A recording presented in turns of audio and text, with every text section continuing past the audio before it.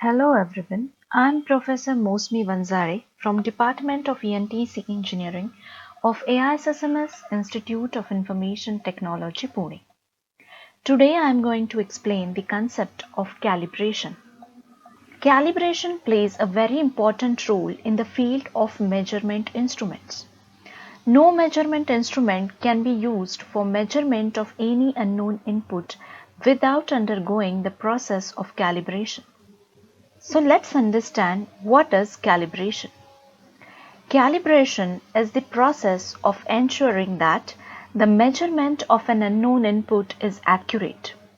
When any newly manufactured measurement instrument or the measuring instrument used over a certain period of time is applied with the unknown input, the reading indicated by the measurement instrument must be equal to that of the true value of the input applied.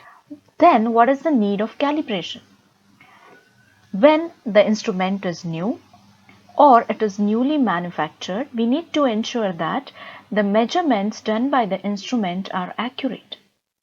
After completion of specific operating hours, we need to ensure that the instrument is still doing the accurate measurements, as well as after the instrument undergoes an accident or sudden shock or jerk, we need to check if the instrument is capable of doing the accurate measurements, and we need to check if the calibration has been disturbed. So, what if the calibration is not done or it is disturbed? Then the instruments will give a false or wrong measurement, leading to safety risks.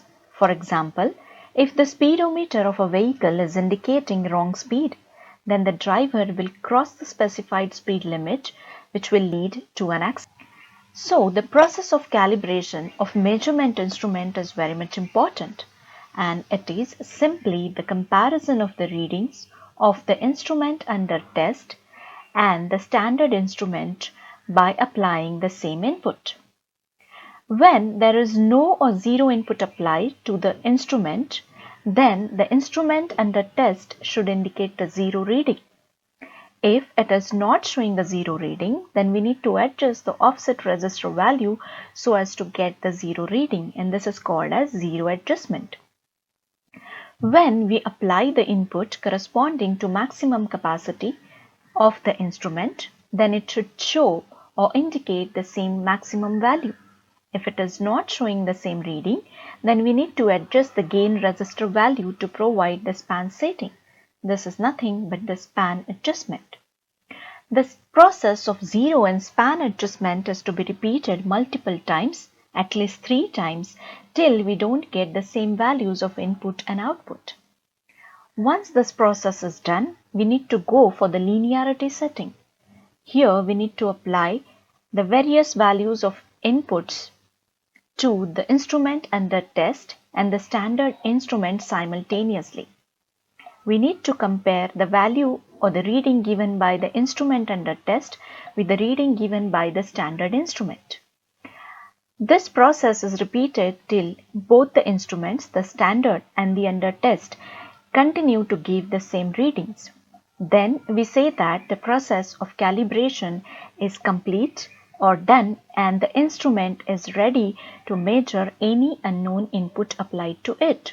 Let's take an example of a pressure gauge. We have a standard pressure gauge and a test pressure gauge. The same input pressure is applied to the standard and test gauge. The standard gauge is indicating 500 bar pressure. Then it is expected that the test gauge should also indicate 500 bar pressure. If the standard and test gauges indicate different values, then we need to adjust the gain of the test gauge so that it indicates the same reading as that of the standard gauge. Thus, the process of calibration ensures that the instrument gives the accurate measurements of any unknown input applied to it. Also, it helps to ensure the values or the readings taken by the instrument or measurement system once it has been used over the certain period of time and still it is capable of providing accurate measurements. Thank you.